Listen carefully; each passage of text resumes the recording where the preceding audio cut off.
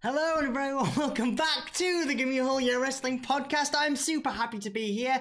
As you can tell, I am filled with radiance. It's a beautiful day outside in Hull. It's a beautiful day inside in here, in the flat, in the middle of Hull. I'm Dom, that's Anthony. What are we doing? King of the Ring? We're doing King of the Ring 1996. A bit of a famous pay-per-view. Indeed. And it's actually a really, really, really decent pay-per-view. It is, yeah. I enjoyed it as well. I enjoyed re-watching it. Pretty good. June the 23rd, 1996 in Mecca Arena, Milwaukee, Wisconsin. Get your scripts out there. You're really smooth in there. What? Nice little transition. Yeah, man. I'll just go straight in. Let's go into the pay-per-view. I'm going to disrupt you a little bit. Freak you out. Oh, you are freaky.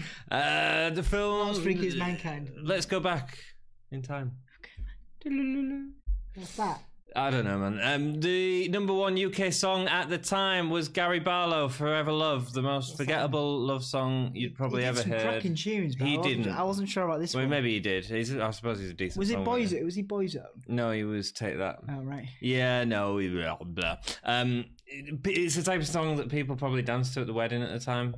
Yeah, no, they still do. Yeah. I'm sure they still do. I know, that's really bad. I'm sure it's still a thing. What would you dance to if you got married? The same things you would dance to, no doubt. Yeah. White Wedding. Wednesday 13. Wednesday 13. Die My Bride. Yeah. Maybe like just some terribly inappropriate songs.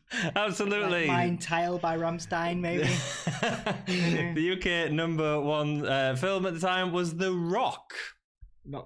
I'm assuming not The Rock. Not The Rock. Not the biopic The Rock, by Dwayne Johnson. No. About 20 years too early. Yeah, probably will happen one day, won't it? Oh, yeah, definitely. Commentators Vince McMahon. He'll probably direct his own. He will do. Yeah. He will do. Commentators Vince McMahon, if it means he's making more money. Commentators Vince McMahon, Jim Ross, as well as Owen Hart, who pushes his way onto commentary at the beginning. That was nice. With his slammy. He's awesome, man. He's brilliant. He's just like there, like. Yeah, and they needed some colour within this pay-per-view because obviously Jerry Lawler had a match, so they didn't choose to include him on the commentary team, which is fine. And it's quite funny. It's one of the most iconic pay-per-views of this period that sort of holds the flag for moving forward for years to come. And the pay-per-view actually starts off with a video package of The Ultimate Warrior. Yeah, which is... And Jerry Lawler. And Jerry Lawler. Which is, like, weird because it's... Austin 316 says... What was that? I don't know. That was my Ultimate Warrior. Jerry Lawler did some clever stuff with the frame. You know, the framing of Ultimate Warrior and the picture. Oh, there was. It was great, man. We'll talk about that when we get into the match. But there's some really good stuff with that, man. Yeah. I think he was basically just ripping into the Warrior, but just doing it really sort of. He was, yeah. It was really good. Also, the competitors of the King Arena show, and as well as Undertaker and Mankind in Mankind's debut. So we'll go into a little bit of history about Mankind, the Smoking Guns and the Godwins, and Ahmed Johnson and Goldust, as well as Michaels and Bulldog that we're also getting at the event again. It's a frantic package, and in terms of the way that the video is presented, it's done very stylistically and sort of moving towards the Attitude Era more and more. Yeah. Pay-per-view, it's a massive change in the history of WWF. However, don't forget, like, all this was supposed to be different. Yeah. Like, Austin wasn't supposed to win the King of the Ring. It was only because Hunter was getting punished. He was the guy that was originally going to push in that position. You forget. He was going to get punished. It could have all changed, man. So different. And we discussed that a lot, I think, in the last episode as well, because of the kayfabe breaking cuddle. Just want to say, the kayfabe cuddle. I just say you look really nice. I like this sort of steady growth. Thanks, man. You look really good today. Thanks for complimenting my steady growth. Just, I feel like you should. This is good. You look smooth. Thanks. It's your birthday today. It is, as we film this episode. It is, but like a week ago when the episode comes out. Well, and I'm wearing my Dude Love shirt in celebration of Mick Foley. When I walked in to Anthony's place of residence today, he was doing the Dude Love knees. And just giving me a really creepy look in the face. Like he was like, hi. This is how you should always say hello to someone. First match, Stone Cold Steve Austin versus Mark Mero. I don't think I've given Austin's music at this time enough credit. It's actually pretty cool. It's different. Kind of creepy. Yeah. Same with the Mankind music. It's like it's Mankind so different. Music's great. So man. different. It's like so piano weird. music. Yeah. But this is the first time we see the Stone Cold kind of Luther's. The kind of all that anger. There's been little bits of it, but this is really sort of coming out. This is 316 Austin as we go on. As we go on see to him, I think this is the period of time we've always wanted to get to, isn't it? It is, yeah. We're just hitting. This is like the pay-per-view where it all sort of. We're just hitting this now. This is a big moment for us on the podcast. Yeah. We've been doing this for like nearly 2 years now. 53 episodes, I think. 53 episodes, and we're finally. I remember in the first few episodes we were commenting on when we wanted to get to this point. Yeah, man, like the 98 stuff and all that sort of stuff. Here we are. We're getting there. High five, we made it! Yay! Nice. It's ironic that Austin's the first guy to come through the door on this pay-per-view because this pay-per-view was his star-breaking moment. Really, it really was. Although, let's not forget that strap match with Savio Vega in your house 8 is cracking. It's just not held as... And this promo in this pay-per-view is obviously momentous. I think it's just you catch a wave. It's a bit like how, the New Day, look how massive the New Day are now, but they were really hated on when they first started out. And they came up with some catchphrases and some merchandise. And all of a sudden, it can be something as simple as rolls. A hashtag now on social media or something that can launch people. Or Rusev Day. Look at the man with Becky Lynch. Rusev, the man. Rusev Day is a tragic example because I reckon WWE are going to lose one of their best talents. But in terms of like merchandise sales and that sort of stuff, it's a simple little thing that can take off and the crowd can go with it, and that's what 316 was, but on a massive scale. That's actually really difficult to comprehend. It's similar to how at the time there was 2 shirts that you remember seeing people wear. There was the Stone Cold 316 or the skull shirt that Stone Cold had, or it was NWO shirts, and that was a way of showing which brand you identified with and all this sort of stuff as well. Obviously, I was wearing a tie-dye T-shirt going, hey. Dude love. Who did Austin beat to get to King of the Ring? Quite an important moment, actually. So it was Hardcore Holly and it was Savio Vega. Savio Vega... It was Bob Holly, wasn't it? Bob Holly at this time. Yes, sorry, still Bob Holly. An important moment an important thing about Savio Vega. That was the match in the qualifier for the King of the Ring, which was the first time Steve Austin used the stunner as a finisher. And we get to see it as a finisher in this pay-per-view as well. Prior to this, he'd always been using the $1 Million Dream because he was part of with Ted DiBiase. But now we're getting a stunner. A great-looking finisher. Yeah, you see the evolution of it, though, and how people learn to take it. Oh, man, yeah. Like Mark Mero. At the minute, it's something you and I could do. We could drop a stunner. Vince McMahon, when he used it, when he was in his wrestling career, he used the stunner as a finisher. He did it like this. Literally just...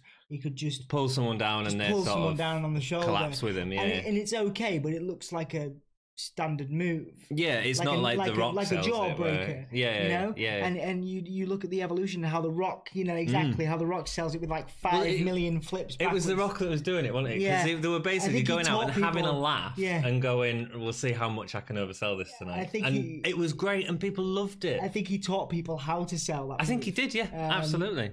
And The Rock's coming into it soon as well. Be exciting, won't it? Mero, can you smell it? I can smell what he's cooking. He's burning. Mero would beat Skip and Owen Hart to get into the King of the Ring final. Owen attacked him with his cast. He's still wearing the cast, the whole Bob Orton thing coming back for Owen Hart. I enjoy that. And Hart, man, he was the perfect person to give someone like that too, because he was so slimy. Yeah. I think Owen did it so well, like even way better than Bob Holly. I know Bob Holly carried it on for years. I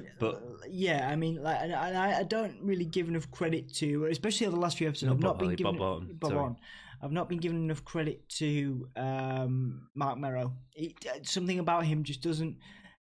He looks to me like a motivational speaker, which is ironic because he became a motivational speaker. Something about him doesn't scream wrestling performer to me. But when you see him in the last run of matches, particularly this one, you recognise just how skilled a performer he was. Man. And I wish that he would have kept this style later on into his WWE career, because he became a boxer, and that was his gimmick for a while, and it just kind of stopped doing... Sable sort of overshadowed him, really, when he comes to WWE. He stopped doing these kind of wonderful, high-flying, what we would call high-flying for a man of his stature moves. But he was one of the... when he was the first person to sort of come across from WCW, and that sort of change between talent. Now, don't get me wrong, I think WCW did a little bit better by getting Scott Hall and Kevin Nash, who were guys both always constantly at the top of the company. But Mero was at the top of WCW as well. You know, it was a big jump for him, and he never had the success that he had in WCW, where he was Johnny B. Bad, and he had some great matches there. But he was still in a highlighted spot against people like Hunter. This was up to this point he was an undefeated streak. Yeah, you know, doing well. So they obviously tried to invest the time in him. Just the wild man gimmick didn't really work. It was too cartoony. Yeah, I think you're right. Like I say, I do compliment him as a performer. He was great as a performer, and I liked the maneuvers and the wild, you know, the planches that he did. You know, flipping outside the ring. Yeah. You know, but I think the gimmick was cartoony in an era of time where we was trying to move away from. They were trying to move away from. I mean, it was still an era where you could have that, but like, you know, it was also the era where, you know, you making, you know, Jerry Lawler was making homosexual jokes at the expense of Goldust, and people were trying to move away. You know, you are trying to move away from that, and WWE, I think, were. Well, I don't think WWE were trying to move away. Oh from no, that. they were trying to jump into it actually, but in terms, I know what you're saying. Austin and Mero have a long headlock at the start of the match. Eventually, Mero hits Austin with a head scissor takedown, which again is nice to see moves like that being used at this time. It's not something you see very often. Can we just celebrate? Because just on a side note, very quickly, how well has Stone Cold Steve Austin aged? Oh man, like, he looks the same. I know, pretty much. Lucky dude. Like, dude. Yeah. Maybe it's the bald. Maybe we should shave our heads. Maybe so, dude. You know, grow you do look teeth. like my partner commented on how Dom looks a little bit like Forrest Gump today. Can we stick with Rob Zombie, please? Yeah, all right. Yeah, I'd say more Forrest Gump. I'd say more Ellsworth with a moustache. Ellsworth with a moustache. This match has mainly Mero working to try and keep him looking strong, but I thought there was too many headlocks at the start of the match. It's during these points, though, that it's more interesting to watch Sable than it is to watch what's happening in the ring. That's what you think. But Sable was interesting. So no, it's not what I think. The cameramen think it as well, clearly. So I can't really say there were dull points in the match because I was enjoying something else visually appealing. Austin goes for a Luther's press, but it's way too high. He sort of like goes into him and just lays into him. It felt brawly. Face plants his. Like, it was crotch in face. Face with his crotch. Face meets crotch. Yeah, absolutely. You know, it's probably one of those things that Matt Mero talks about in his motivational speaking. Now he's like, this one time, my face touched Stone Cold. When I took the first stunner on pay-per-view, I also took Austin's cock. Can we say that on YouTube? Probably not, but I'm saying it because we can't get away with not saying ass this episode, by the way. It's Austin's attitude that's great as he delivers moves, followed by the head shake, that Austin attitude that's coming through. Austin takes up the ringside mat to expose the concrete, but just does a little weak slam into it. Go on. No, I was just thinking of a joke. Yeah, good. Austin then absolutely dominates Matt Mero in the ring. There was a lot of stuff. There was a couple of weak moments. There was a weak headlock takedown and a backbreaker from Austin. Mero gets a drop kick, which looks rough. It was rough. Mm-hmm. It really hurt. It really hurt Stone Cold Steve Austin. He split open his lip and part of his mouth. Bleeding, right? After this match, he went to hospital before coming back for the Jake match. Had 16 stitches in his mouth. Ouch. Mm-hmm. Ouch. Austin... Mero gets a sleeper, but Austin gets out of it, and he gets out of it by delivering a stunner. Same way Jim Ross is saying, it's like a modified version, wasn't it? It was a rubbish. There was no kick between it, and stuff like that. I mean, don't get me wrong, Austin developed it, but hey, it's an early sign of the move, and it's going to take time to develop something like that. Austin takes a nasty bump over the top rope, bumping his back onto the apron, followed by Mero flying over the top to land on him. That was really good. Nice drop kick off the top from Mero, who pushes into it at the last minute, sending Austin down. Head scissors takedown again off the top rope. Impressive. Not the stuff that we see a lot. And the match really starts building towards the end. Austin wins with a stunner. First stunner that we've seen as a finisher. And so he beats Savio Vega leading up to it. But yeah, it's a great finisher. Love it. The match built up at the end. That's when the match got really good. Austin really looked like the star that he was going to become. Yeah, absolutely. And this is the first loss that Mero had in a televised match. So big deal again. It was a big deal. I think I think Mero deserves some credit, some small credit in the rise of Austin, because that match. And even little details that you mentioned, and also they mentioned on the broadcast about him going to hospital and having the stitches. Mm-hmm. it's still something that people will associate with Matt Merrow, Yeah. Even the incredibly high Luther's press, Yeah. Cock two face. Jake promo next. It's a religion-inspired promo. This was his big part of his gimmick now, wasn't it? His reformation. It was becoming part of his gimmick. It was his thing when he came back in. He was very much... Yeah, but that was sort of after... This was a very early form of it. So... it's interesting to see Jake's promos at this period, and it was Jake. He was bringing in religion a lot, but then he was also bringing in stories of his addiction and stuff like that. The commentators were really using it, and it's a bit weird to hear people talk about Jake like that because we know the serious trouble that he wasn't over at this point. I mean, the next 20 years would be up and down for Jake the Snake, Hard to see someone talking about that. In the same way, when Hawk comes back into the WWE and there's all that, it's a bit too real, But it's also it's also very much one of the things that remains today, or one of the things that's really championed today.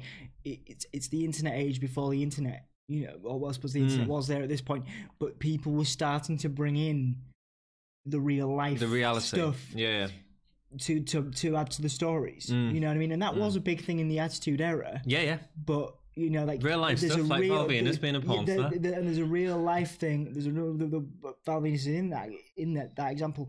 One of the things that there was Edge and Matt Hardy, which was obviously based on a real life angle. There was Goldust and Goldust and Val, and that caused real life heat. Yeah, wrestling term, between him and his wife. Real life marital issues were being exploited on television and led to problems at home. And you've already named a great example of that, Matt and Edge with Lita, which was just bizarre, man. I mean, the way they use that, it was so bad for Matt. And I mean, now it's funny. I mean, I think on one of the episodes, Matt's just delete. Matt laughs it off. There was actually a recent episode, I think, where the Hardys were on the Edge and Christian show. And they made a joke about it, and they just laughed it off. And Edge made a joke about it with Matt. You know what I mean? So it just goes to show you, doesn't it? Anything can happen in the... That's because Matt's now with Beth Phoenix. DVD. Wonderful! He? No, he's not. No, of course he's not doing it. He's got a thing, isn't he? Yeah, he's with... Beth Phoenix is with Edge. Beth Phoenix is with Edge, but... Edge is with Rennie. Sorry, Edge, Matt is with... Matt is Remy. with... is it? Yeah, from TNA, yeah. So the interesting thing about this Jake promo is that just before, and I'll talk about it a little bit now, just before Austin goes out to do his promo, he gets back from hospital and he's having a quick chat with Doc Hendricks or Michael Hayes backstage, and it's Michael Hayes that says, Jake's cut this promo about which was quite focused on religion. Which is why Austin at that point, and it wasn't written for him, and it's at that point he comes up with a 316 line, which is great. So history, incredible. All partly through Jake, one of the best promo guys out there. An incredible time for sure. Awesome. So the next match is Vader with Jim Cornette versus Jake Roberts. Vader beat Ahmed Johnson to get to the semi-finals, and Jake beat Hunter and Bradshaw to get to the semi-finals. The commentary team are really playing on Jake's age, man, all the way through, as well as his drug and alcohol abuse. And it's that real life meets wrestling that we just talked about. Absolutely. They're saying that if this is his last chance to get a title, this is his last chance because he's so old. Not that old. Vader. It's funny because McMahon is obviously, realistically, he is very much he's kind of, I think he's portrayed as quite ageist in terms of business, but he's the one on commentary saying, there's still time. Yeah. Anything can happen in the WWE. Yeah, but he's the face, isn't he? So that's the point. That's the point. Vader looks like he's squashed, so we can't really use Vince's commentary as an example of what Vince is actually like, because it's just his character. Yeah, it's true, yeah. Vader looks like he's squashing Jake early on, but Jake is eventually able to keep Vader back with a kick to the face, but it doesn't last. There's a large amount of the crowd, actually, at this point. This was really interesting. A chanting for Vader. Vader was the heel. Again, we're moving into a different era. Yeah. You saw them chant for Sonny as well later on with his massive chants to Sonny. Yeah, again, Sonny was a heel, and it was a big shift in the change of attitude of the audience as well. It was starting to like the bad guys. NWO proved that, and I'll keep saying NWO, but it's such a massive angle within wrestling. Vader misses an avalanche and Jake hits the DDT as Vader is falling. He knocks the referee. Well, he puts his arm out. It's a bit clumsy, actually, with the ref knocking him down, and he awards the match to Jake. A bit weird. I would have been quite happy with a clean finish with a DDT. I don't think that would have hurt Vader. I think it would have massively hurt Vader. It was a DDT though, man. I mean, Jake DDT. Yeah, it was nice to see as well. Let's. Jake the Snake had a victory. I mean, it may have been to do with the punishment, but Jake the Snake had a victory over Triple H. You know, Jake the Snake got a victory with a DDT. Yeah, it was to do with the punishment. If not, he would have been the one facing Triple H in the final, probably. But you know what I mean? Like, Can you imagine the promo Triple H would have cut as King of the Ring? It would have been like we got this amazing Austin 316 promo. If Triple H had done it, it would have been the regal British. Yeah.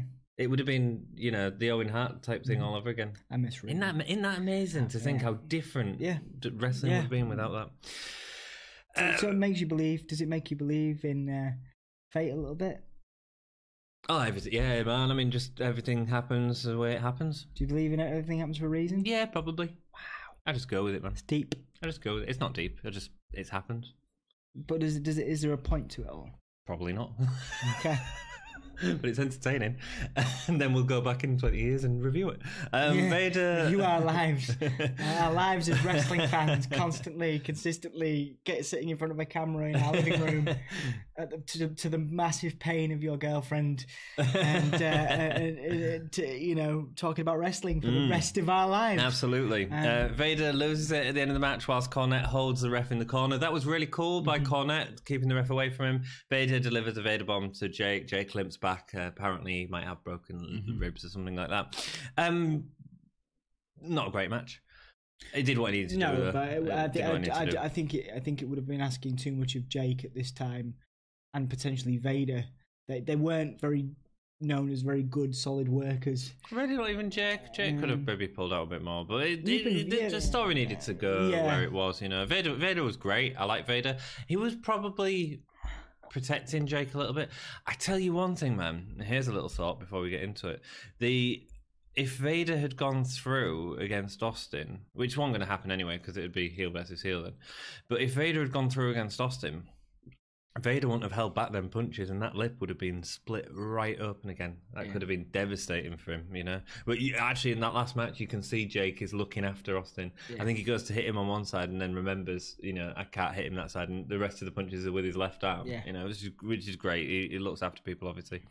If you're enjoying the podcast, it's awesome. If you'd like to join us a little bit more, hit the subscribe button for more videos, like the video, it really helps us out. Write a comment down below and we'll try and answer it in a later episode.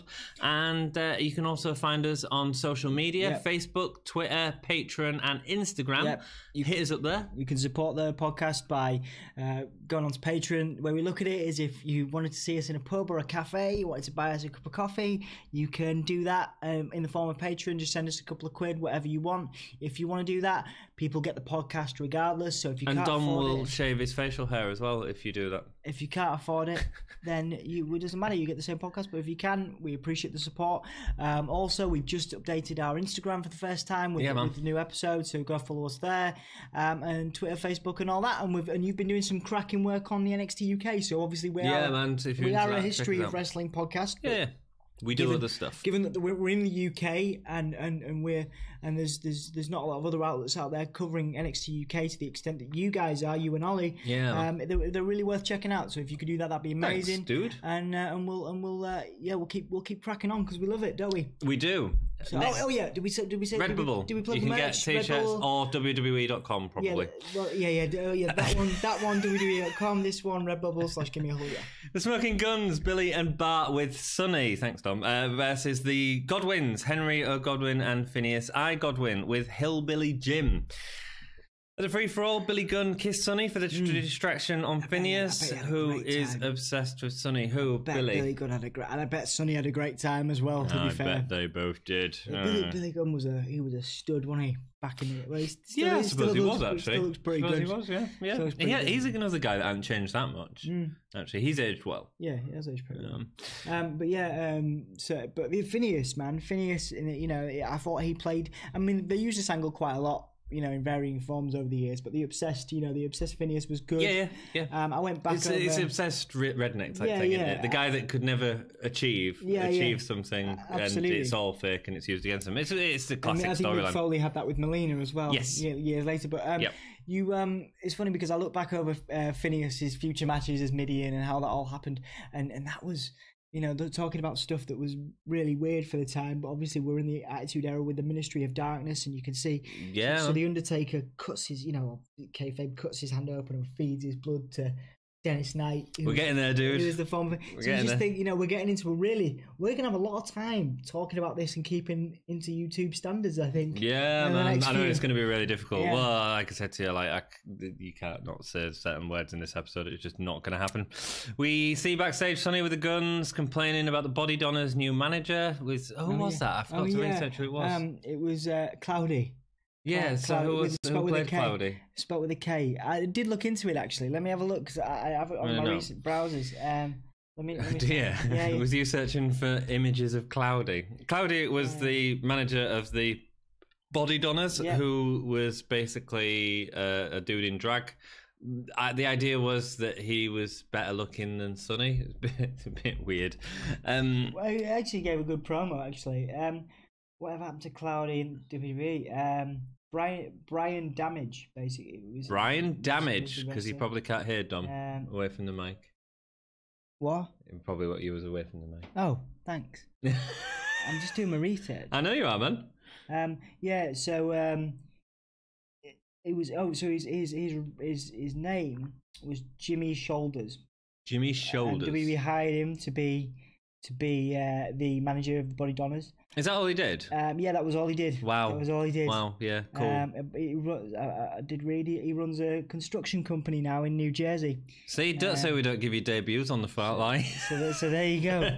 Awesome. On the fly, yeah. So that's we do up to date research on the Gimme All Year Wrestling podcast. Yeah, man. And the part of the match was ruined actually by Cloudy, but we'll get into that. That's what you think. I thought Cloudy was great. You've been searching for images of Cloudy, dude. I know exactly what you think of Cloudy. The Godwins come down with goats in arms. Why? Because pig farmers with goats. Lots of Sonny fans in the audience. A serious draw for WWF at this point. Sonny. Such a shame, man. Such a shame. Like she was great. She was so good. Sonny's so great. Like, but you think like if but obviously we talk about Jake. I mean, it's easy for us to say as commentators on wrestling, along with millions of other people. But you look at Jake and you think, all the potential. You look at guys like Brian Pillman, people like Sonny China. You just think, if they could have just, all the potential there for those performers and artists. Great, life happens. Wouldn't be the same as it was if it disappeared. We could be in a different situation. There's, in another life we might never have done this podcast. Maybe not. We might not be as happy people. Maybe not, dude. Drinking our tea. And drinking our tea out of Gimme a Whole Year Wrestling mugs from Redbubble.com. Billy takes to the mic and starts mocking Phineas for not being able to entertain Sonny like he can. It was quite funny. Bart uses a distraction to attack Phineas from behind. Phineas does get some offense early on when he's in the ring. Then Cloudy is watching backstage, the dude in drag. He fills out the dress more than Sonny. Him and Vince have an interview. Jimmy Shoulders. They give it. He blows a kiss. What a great name, Jimmy Shoulders. That's a good name. His actual name. That's a good name. So a little bit weird and it just distracts from the match. It takes you out of it completely. Henry and Bart have some decent action in the ring. Bart was good, man. Bart was really good. But you see, got a lot of time for Bart. He doesn't get the praise as Billy does. I think most people remember him for the Brawl for All. One thing I've noticed about Billy Gunn, just on again, I know I'd like to do this. You know how Billy Gunn's is now an agent for AEW, yeah. But he's being inducted into the Hall of Fame. Yep. Probably decided before AEW, but also I think it was a response. I think him going into the Hall of Fame was more of a response to getting China in, and having to do that. Yeah. And X-Pac, to be fair, he probably wouldn't have made it in, which is sad. He would make it in. Do you think he would? Yeah. I think he'll be in Solo in a few years' time. Yeah. Yeah, I do. I mean, that's nice for me to hear. Because his 1, 2, 3, his work as a 1, 2, 3 kid was I'm a huge stunning. fan, but obviously I just didn't think you felt. No, after rewatching these pay-per-views, I'm with you. I think he was a great technical wrestler. Sean Waltman, man, great technical wrestler. Sorry for the side. No, you're all right. No, I just thought about it then. It's all good. Henry and Bart. So Bart's a bit underrated. I think Sonny is constantly trying to distract. You see, I don't see that. I think Bart is really underrated. I appreciate what you're saying about Sean Waltman, but and thank you for that. But because obviously he's a favourite, but I just Billy Gunn was always the favourite. I think this is like the Rockers, I think this is Marty Jannetty. Do you really? Yeah. I don't think it was. No, I'm not saying like in the same style, but in terms of like, you think Marty Jannetty was better in the Rockers. I think Bart was better in the Smoking Guns. Okay, yeah. And I'd say Billy went on to achieve much more. Yes. Just as I mean, I'd argue Shawn Michaels probably reached Marty Jannetty's point at some point in his career. Yeah. Sunny is getting a interaction, but it doesn't really work. She was so good. She was such a focal point in the match, man. Such a focal point in the WWF. Billy gets a kick to the back of Henry as he's running the ropes, getting the ball back in the Smoking Guns court. But he was so strong, lifting Henry or Godwin with ease, who is a bigger dude, and putting him across his knee with a backbreaker, which looked great. And he could support Henry in that as well. It really, I'm so impressed with Bart all the time. The Smoking Guns made way more sense as heels. This is the first time that we've seen them heels. They turned heel to win the title, but that was In Your House 8 before the pay-per-view, so we didn't actually cover them in the review. Billy misses an avalanche and oversells hitting the turnbuckle to build up the hot tag. Bart gets in without getting the tag, instead clapping his hands. That, man. The Godwins get in the ring and Bart and Billy Irish whip them into each other. However, instead of hitting each other, they do like a Cotton Eye Joe thing. The do-si-do. Yeah. Is that what it's called? The do-si-do? Do-si-do. Cool, rock and roll. To turn the momentum back onto them. Whilst the ref is distracted, Bart uses Billy's boot, which has come off early in the match. Phineas had took it off him. Yeah, I think it was when he was trying to pull him out of the ring. And cracks him over the head. Again, so they get the win. The crowd, again, they're leaving and they're all chanting for Sunny. I don't think this was the best match we've seen from either team. Of them. No. But it was okay, and it's great to see Sunny. Sunny's such a good manager at this point. Mm-hmm. Seriously. And the Smoking Guns worked well. They were, if you look at them as a build and a visual, they look better as faces. They look like they should be faces. Oh no, I thought they worked so well. No, but that's what I'm saying. I see what you're saying. Yeah, they should have worked as faces, but they were so bland as faces. The look of them, they look chiseled, good looking. They're supposed to be faces. They're supposed to be on posters and whatever. But in fact, they work much better as heels. I think the gimmick was pretty weak because of Smoking Traditionally, Billy Gunn probably would have been taken more seriously. I think if he'd have carried on, his heel work was always better, even moving forward. Yeah. They made him a face quite a lot, and I think it lessened it. It gave him what we'll call, because I have to do it every episode, the Dolph Ziggler effect. Oh no! Now listen. The Dolph Ziggler effect. I'm going to super kick you off this podcast. Hold on. So it's the Dolph Ziggler effect. So you make him if Dolph Ziggler stayed a bad guy and a heel in his main event run, as opposed to swapping and changing all the time, like maybe he'd be taken because no one cares about the direction Dolph Ziggler's going. Maybe he'd be taken more seriously, and maybe Billy Gunn probably not though. Carry on. Camp Corner interview next. There's where he says that no flimsy ref will cost a match for Bulldog. Obviously, they're referring a lot now to the match at In Your House 8, where the refs have double counted with Elle being on the outside. We've covered that in the last episode. Just check out the playlist to see that. Mr. Perfect is getting ready for his special guest referee spot in the match. He's getting ready in the background. The idea is he going to be calling it down the line, or is he going to be working for Bulldog? Is the obvious angle that we have with special guest referees, and it was the obvious angle after In Your House 8. Now, a little bit of history to this. The whole thing that we went into In Your House 8 with was the whole Diana Hart storyline. Yeah, with Diana Hart. Shawn Michaels turning down Diana's Hart's advances, which we all know isn't true, because Shawn Michaels doesn't turn down anyone's advances, including Sunny, apparently. Absolutely. Would you? But the Hart family didn't like that storyline and didn't like it. Not surprised. I mean, that was potentially part of the reason, and it's rumoured, and I don't think we'll ever know for definite or not.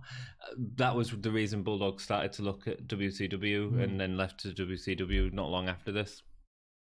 Bulldog talks about wanting to be triple champion, the tag team Intercontinental, and now heavyweight if he wins tonight.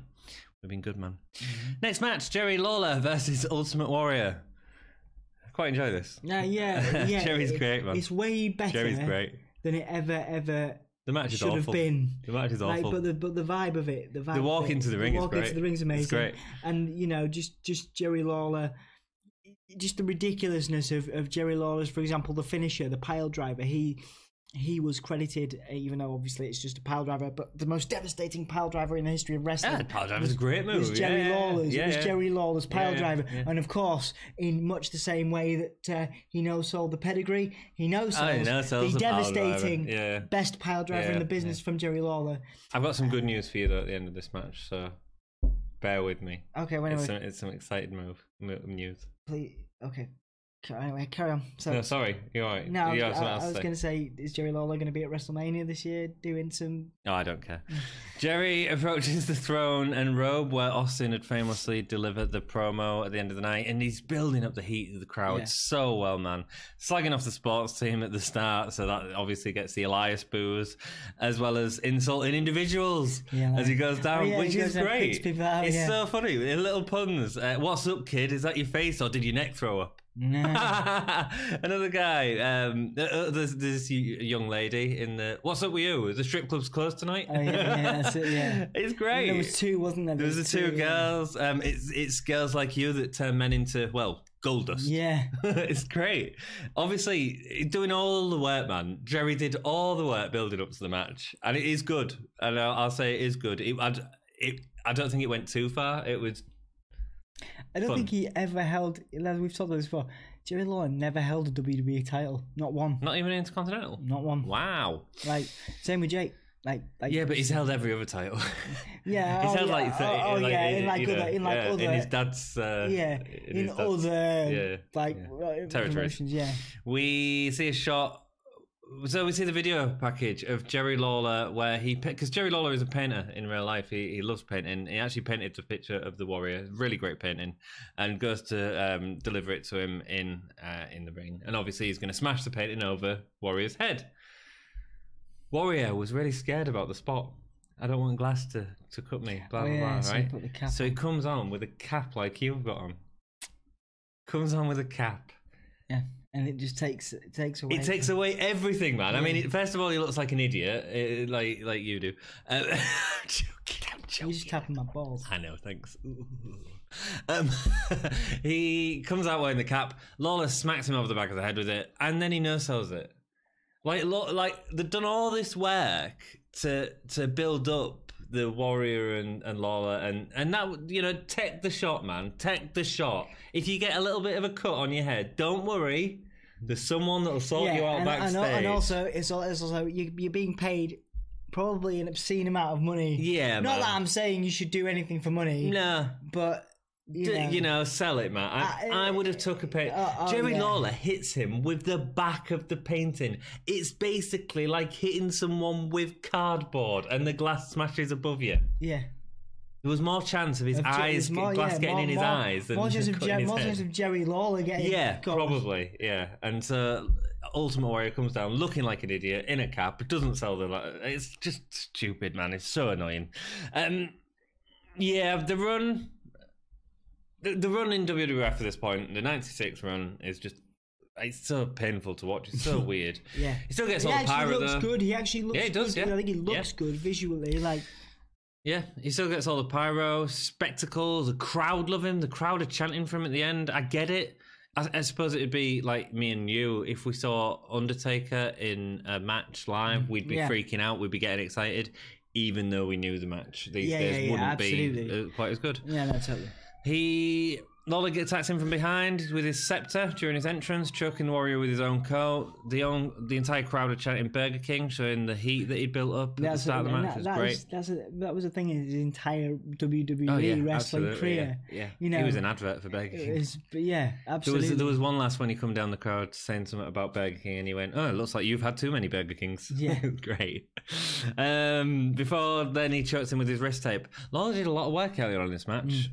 Ultimate Warrior was working with a shoulder injury as well, though. So remember that. Happens a few times so the Warrior can wave his arms around with the tape. Blah, blah, blah.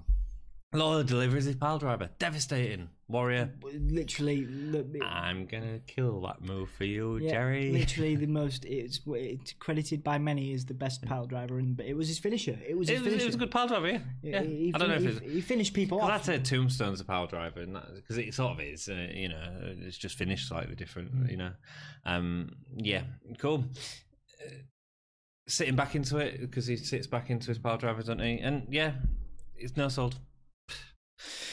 3 clotheslines, shoulder block, pin. Not even a splash, not even a press slam. Absolutely. Well, he couldn't because of the injured shoulder, I suppose. But not even the back splash, which was the big Warrior move. That was his leg drop. Yeah, just literally the forearms. I mean, at least Lawler was entertaining. Warrior celebration lasts about the same amount of time as the match. Yeah. The good news. Oh, yeah. Is it his last match? It's his last match, man. It's his last pay-per-view appearance. Is his last match period? No, he went on to WCW, obviously, for Hulk Hogan. Hulk Hogan. Hulk Hogan. Hulk Hogan. He went on to have that, so no, it's not his last match, and I think he made sporadic appearances elsewhere as well. But yeah, no, this is his last pay-per-view in the WWF. He actually had some fairly recent brushes with fame because bands used to go to his gym.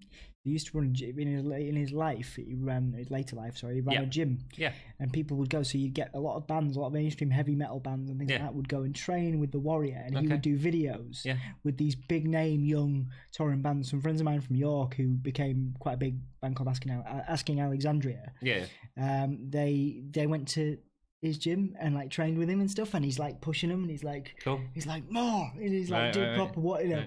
Proper Warrior, like he's still doing his thing, like shaking up. It's crazy, you know. So you just, obviously he's dead now. Well, but I mean, obviously he's dead now, but this is like a few years back. But... Yeah, but then there's like also other stories of him opening up gyms and then just going one day and just closing them down. Do you know why?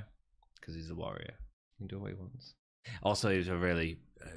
I'm not a fan of the Warrior outside of the ring at all, and I think he apparently wasn't a very nice human being. Quite racist, quite very homophobic, you know, in a way that you can't be at all, in my opinion. And some of the stuff that and it's not like I've read them, I've seen the interviews of him, and his views are just wrong. I haven't watched sort of interviews post, apart from the funny promos where he's talking. I think nonsense. Later on in life, the rumor is that he sort of repented against all that and sort of realised the error in his ways, and that's part of the reason that WWF invited him to be in the Hall of Fame like 3 days before he died. But he's gone. Yeah, he's gone. Doc Hendricks backstage with Gorilla as Jake is being taped up by the doctor behind him. How can Jake continue? How can he come over a fractured rib or a torn intercostal cartilage? Gorilla said that, and I was like, has he just made that up? And no, it's a thing, man. It's a thing. Gorilla's so good. He is amazing. And Gorilla will let the match happen if Jake is able to go on. Next match. I love how Jake was like, in the actual match, he was like, let me go. Yeah, it's great. Next match. Mankind versus The Undertaker. This is the debut match of Mankind, and we like to do a little bit of history. You've got a little bit of bonus history with Cloudy. Now let's go into Mankind. Mick Foley. There's so many documentaries on him, so if you want to go into depth, one of the nicest people. Go. You've interviewed him, haven't you? I've interviewed him. But one of the nicest people. If you watch how he is, even on on his network specials and all that, just a lovely, lovely dude. Yeah, I don't know how. I don't know what. I think he was always very frugal. Like he didn't spend his money. No, he's. I mean, I think he wears the same tracksuit bottoms and trainers. And I think he used to go down to the concessionary stand to get popcorn, like bags of popcorn, to put in his car so that he could eat on the way, and that's how he'd like save his money. So he'd drive in this like old naff car. His book is absolutely incredible. Have you ever read his book? I've read his book. It's great. There's also a great audio version of the book out there. Really? Yeah, man. And guess who who reads it?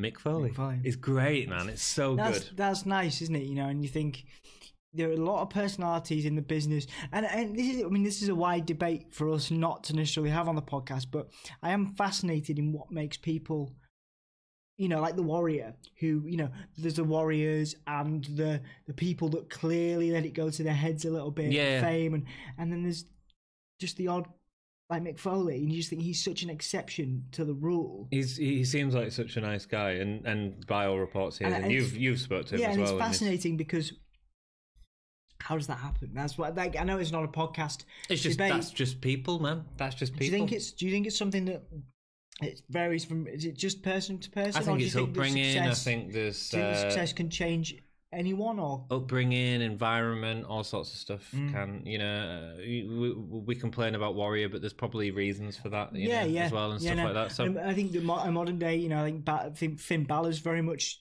very nice, but I think that maybe because he's from nice, like I say, there are other examples, but then there are clearly examples like. Does Sasha Banks seems nice?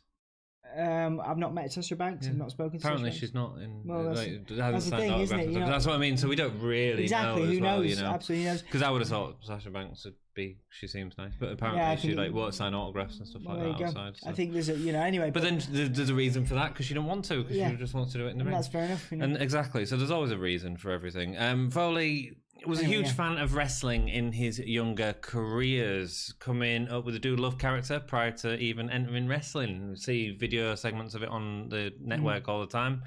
He hitchhiked to watch Jimmy Snuka fly off the cage in a match against Don Morocco at Madison Square Garden. May have inspired him slightly. He had a few instances with cages and cells. Did you see that thing where he dives off a house? He dives off a house. Yeah, he dives off a house onto a. Oh yeah, trampoline. in the early stuff. Amazing. No, it's not a trampoline. It's some mattresses. Yeah, that's set up. Yeah. That's Mick Foley, man. That's what he was inspired by, and that's great. He debuted in 1983 when he was part of some early squash matches in WWF for TV tapings of Primetime Wrestling. This included the very first taping of Superstars, where him and another jobber called Les Thornton, who's an older guy who'd been working in the industry. I think he died last month.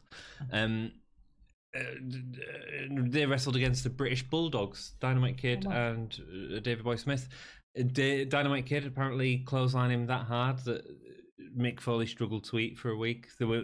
Dynamite Kid was known as a rough worker, especially against jobbers.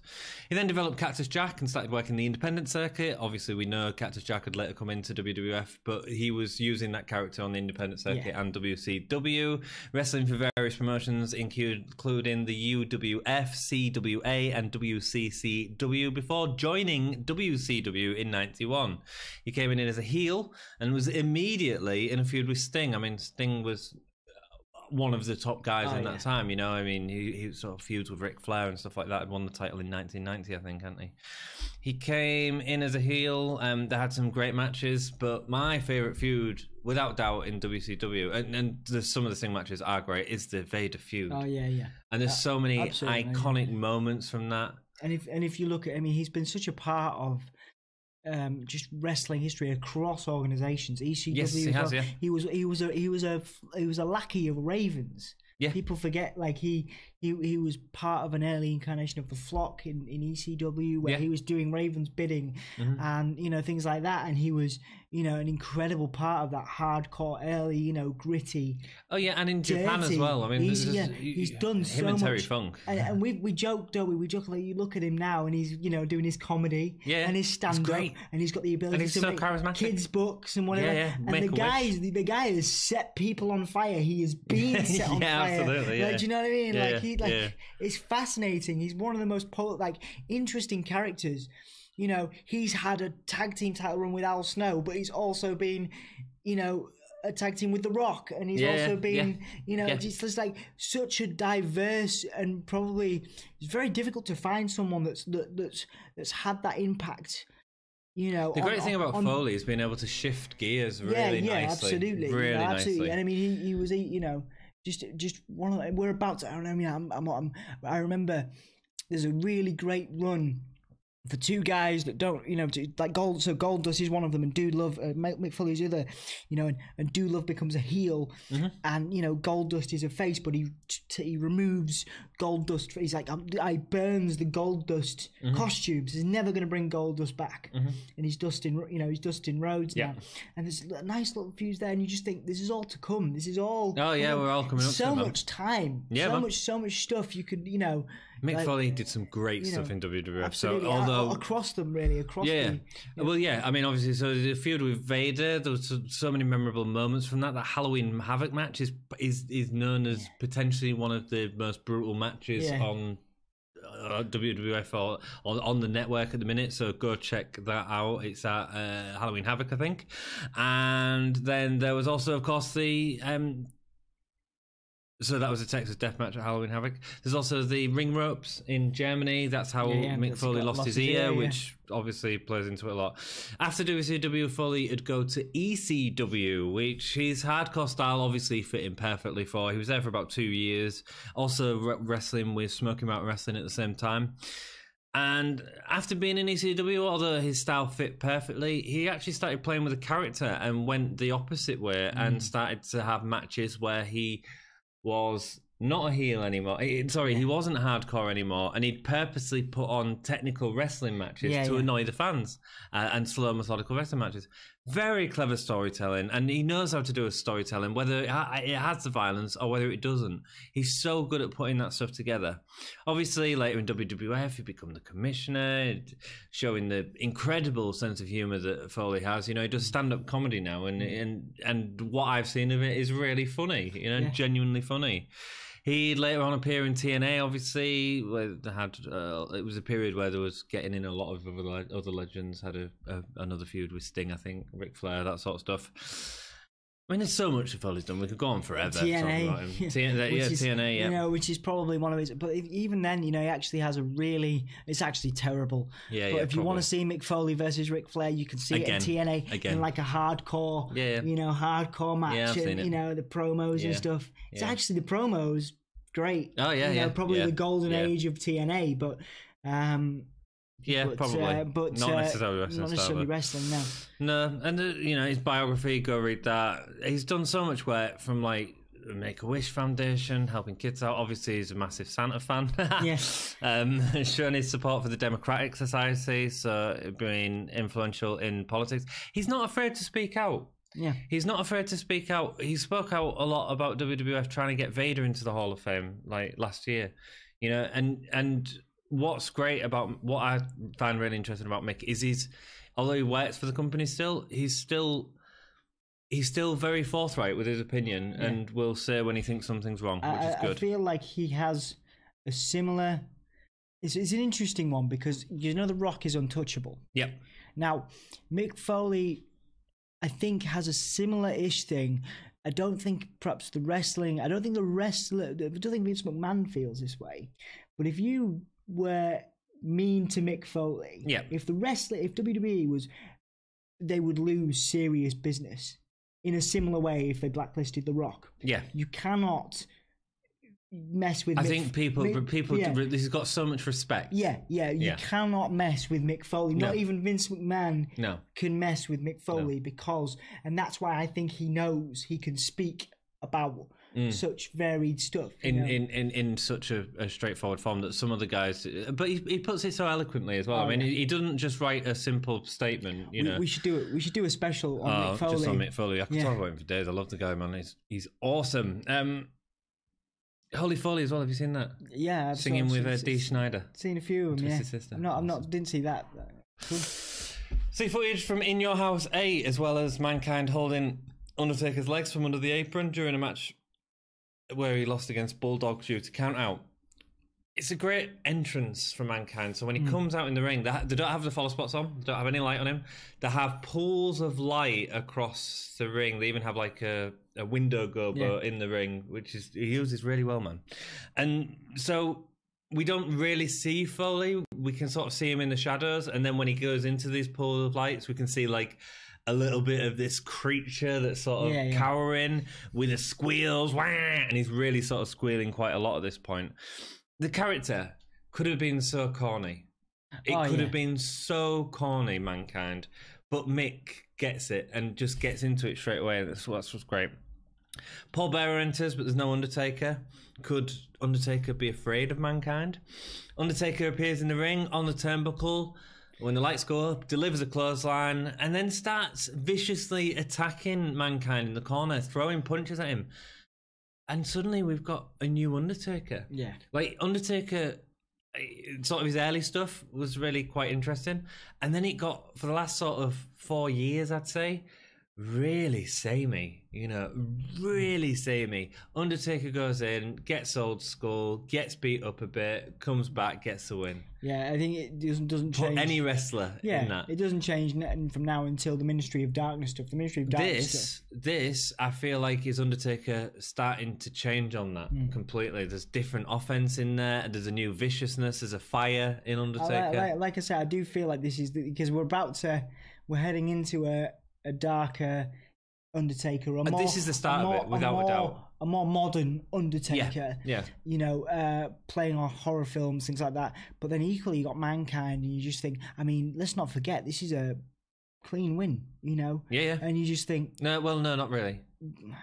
Paul Bearer hits him with it. But anyway, go on. More, it's not intentional outside interference, is it? It's accidental. No, it's accidental. But yeah, you just think, wow, this is fantastic stuff. Yeah, it's like, for me, it's like Mick Foley brought out a new side of Taker, and that's what pushed Taker to continue to be relevant. Had it not been for that, and if Undertaker was still doing the same stuff that he was doing for the last 4 years, we could be sat talking, because Undertaker was getting very still.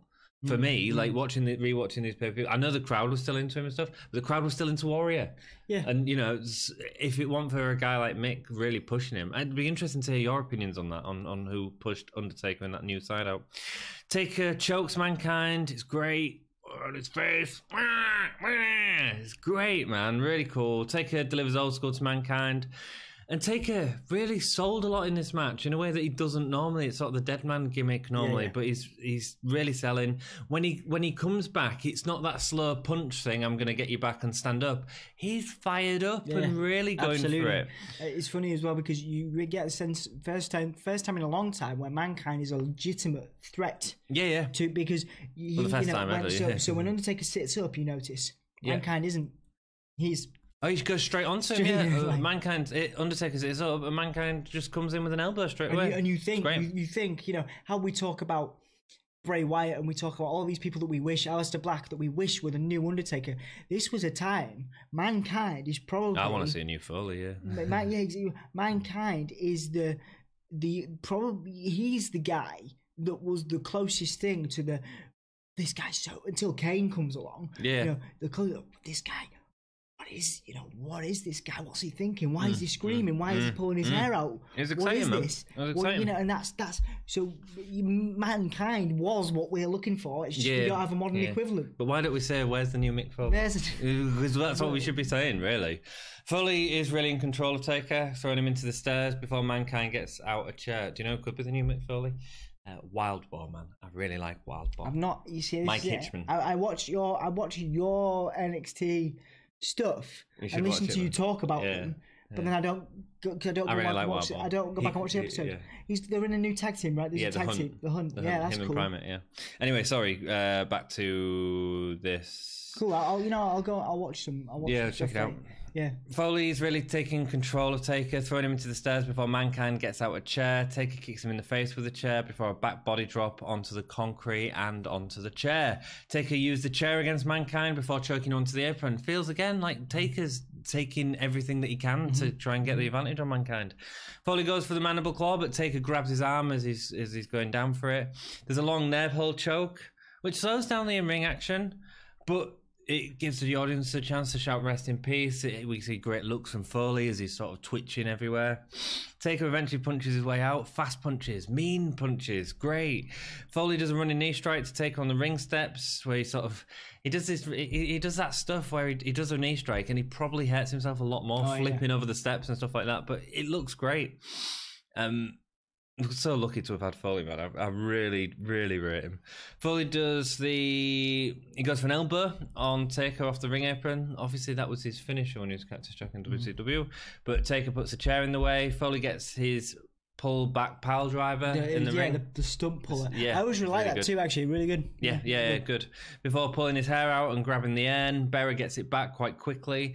But as Mankind has the mandible claw locked in, Bearer tries to break it up with the urn, hits Undertaker, and leaving Mankind to get the win with the mandible claw. So a little bit of a catchy finish.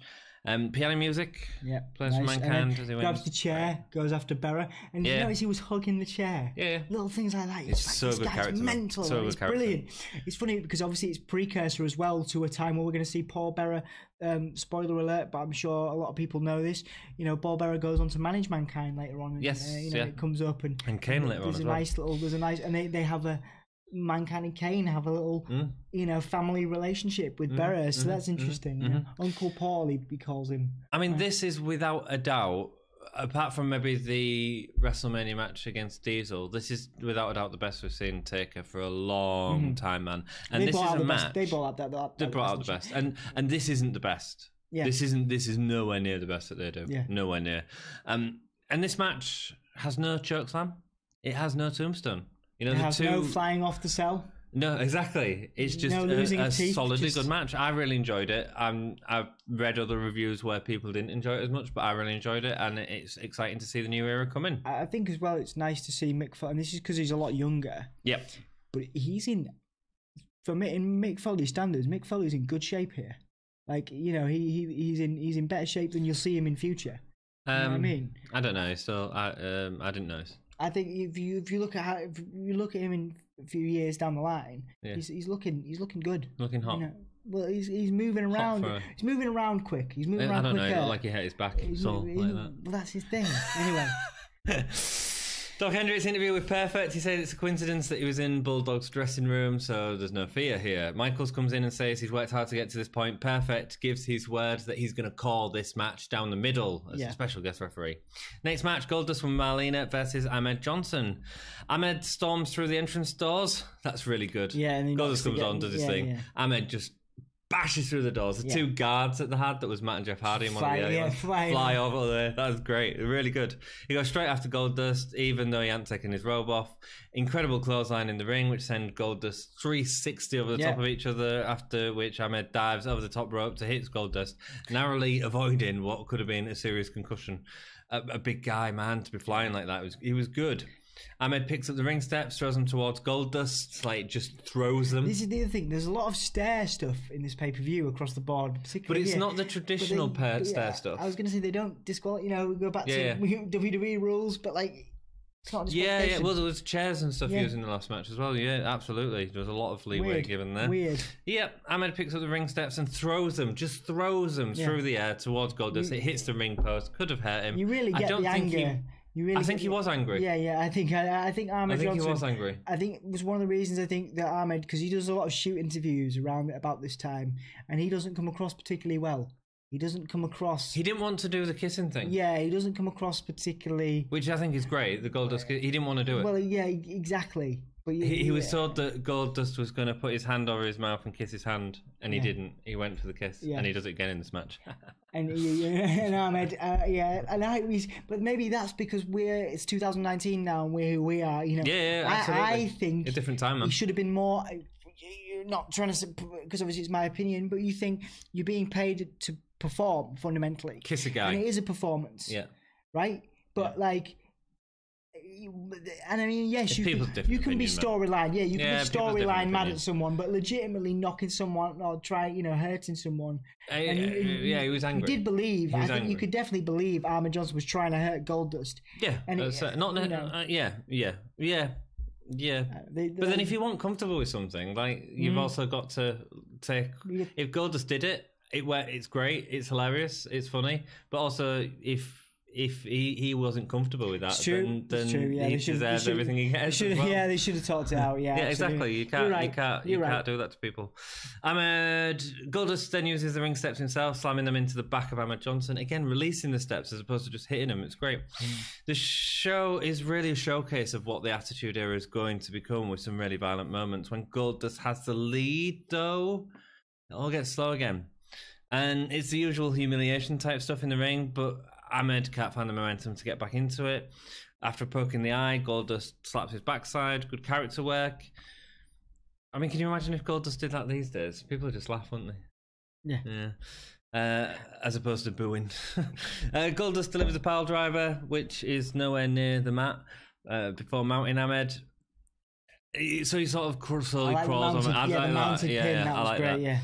It's a nice way of going for the pin with the character. It's the same that I felt with most of the Goldust matches, though.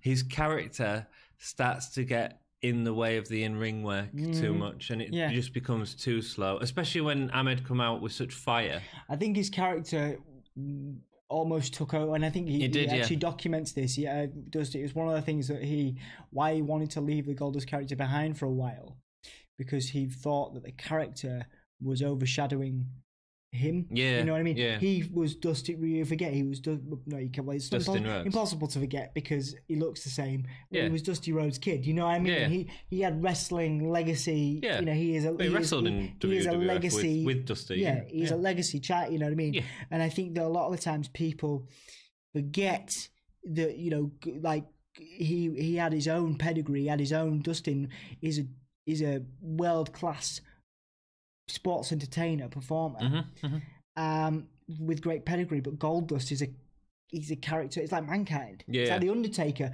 I believe Goldust's character is up there with those people. Absolutely, you know? But that's the character. Both of them. And Undertaker was the same in the past sort of 4 years. I don't think he was in this match. But the Undertaker and Mankind, it's similar in terms of the character, but they get all the character work in while also doing the technical stuff. And I think it's because their character, Undertaker's, was slow, but then it's better when it's faster. You know, it's better when it's moments of the dead man coming up. It's that sort of thing.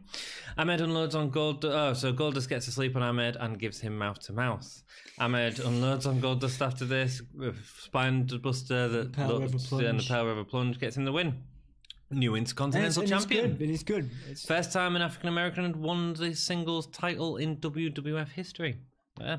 It's a nice start to the match, but again, it's like every Goldust match, it gets a little stale and obvious. Some nice character work from Goldust, but it gets in the way of the story, in my opinion. Sorry. It's okay. Advert for International Internet in your house. WWF had like a thing for aliens at this time. Yeah. Kept using aliens in video packages. Yeah. It's a weird time. Out of this world, man.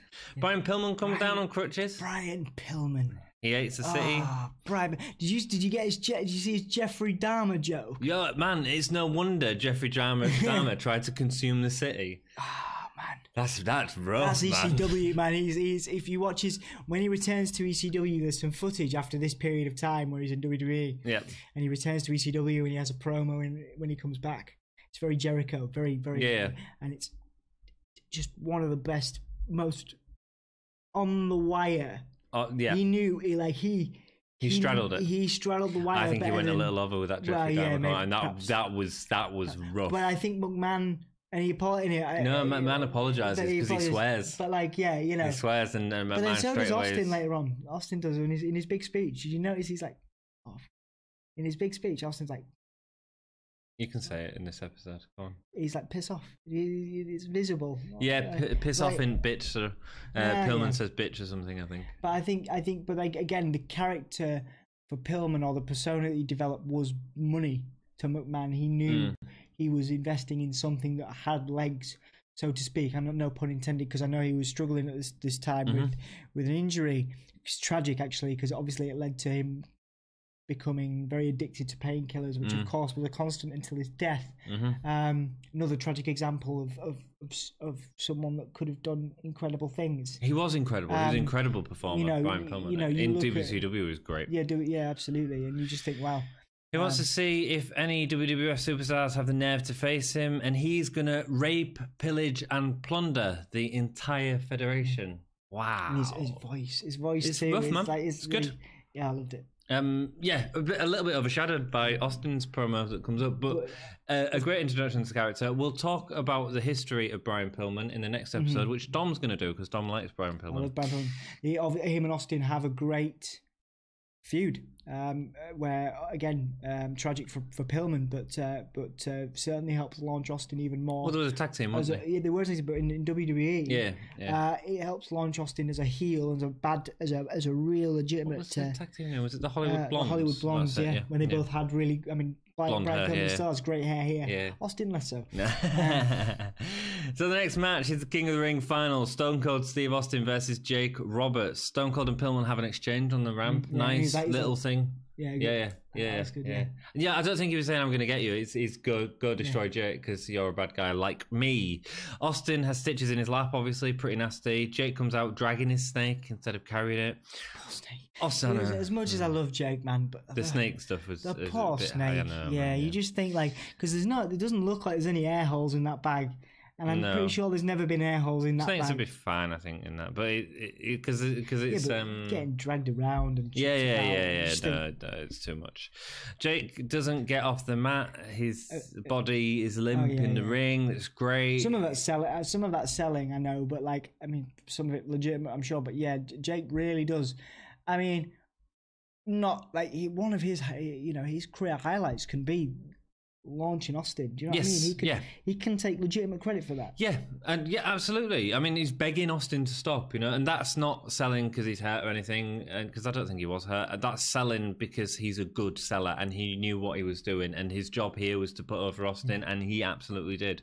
And that's not to say that Austin didn't do it himself, but Jake really works with him. Yeah. Like I said, there was a point where Jake is punching him in the match and remembers that Austin has a split lift on that side and makes sure to use the left arm, which is really awkward, but he does that because he didn't want to hurt him. He's a safe worker, good for him. Gorilla comes out, tries to stop the match. Austin's ripped up and the rib tape that Jake's put on. Jake doesn't want to stop. He gets a few cheap shots on Austin, but Austin is straight back on the ribs and the stunner ends it. Austin's stitches have opened up a bit. There's a bit of blood in the ring. And then Austin meets Doc Hendricks for the coronation. Infamous, man, this promo. Infamous. You might have heard of it. The first thing that's going to be done is you get that piece of crap out of my ring. Yeah. I can't do Austin. And doing the demons and everything, referring to his demons, telling him to go and drink a bottle of whatever. Yeah. Really rough, harsh. Really harsh. At it, but Jake will have been. Yeah, totally. The Vince and that were already doing it. Yeah, I'm sure they would have talked about it, but it was really close to the bone. Obviously, it felt so real. Yeah, for the sports entertainment thing, he's like, you're too old. Go back and drink so you can get some courage back so you can get to where you were. Go read your Bible. This is a warning. Yeah, you what was it? You bash it, wasn't you bash your Bible, but you bash your Bible and you talk about was it John 3:16? Austin 3:16. And he's like, well, Austin 3:16 says I just whipped your ass. I mean, it's great. It's great. It's Have you seen the video with WWE superstars redoing it? Oh yeah, like Becky Lynch and stuff doing it. That's cool.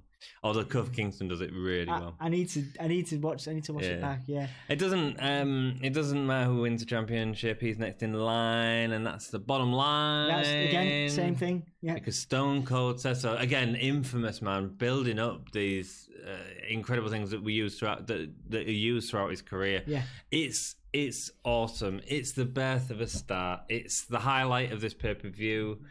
It's a great moment. Oh, absolutely. I don't think you can under. It's definitely in the top 10, 15 moments in history, I think. Yeah. Is it the best promo of all time?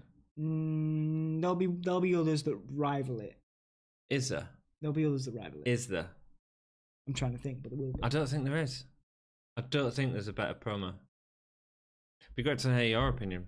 Yeah, it would be good to hear. Top 10 promos, that'd be good. That'd be a really good one to do. Yeah, it'd be nice. I don't think there is. There's some good stuff. I mean, it depends on what context, but you look at Daniel Bryan's comeback speech.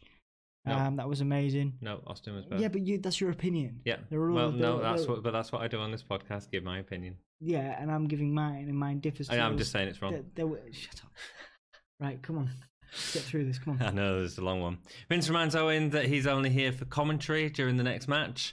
And it's a World Heavyweight Championship match. The British Bulldog with Diana Smith and Jim Cornette versus Shawn Michaels with Jose Lothario. Jose Lothario didn't need to be there. I don't know why he's there to begin with, to be fair. Special outside enforcer, Mr. Perfect. Owens, man. Owen, yeah. He's just amazing. So he gets on top of the table when Bulldog coming down. Yeah, with his slamming and his hand. And he's like, I'm the best.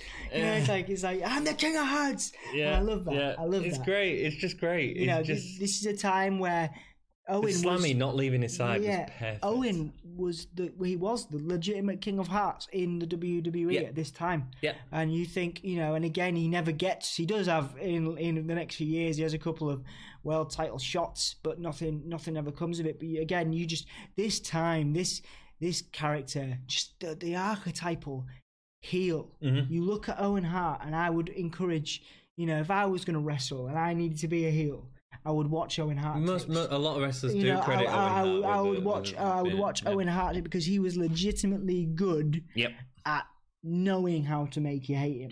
He knew what he was doing. He knew you were going to hate him, and he loved it. You could see he loved the reaction, and that's a mark of a good heel. Jericho is the same. Lawler's the same. Lawler's the same, where he just relishes in that opportunity, being a bad guy, and making the most of every moment. Kevin Owens.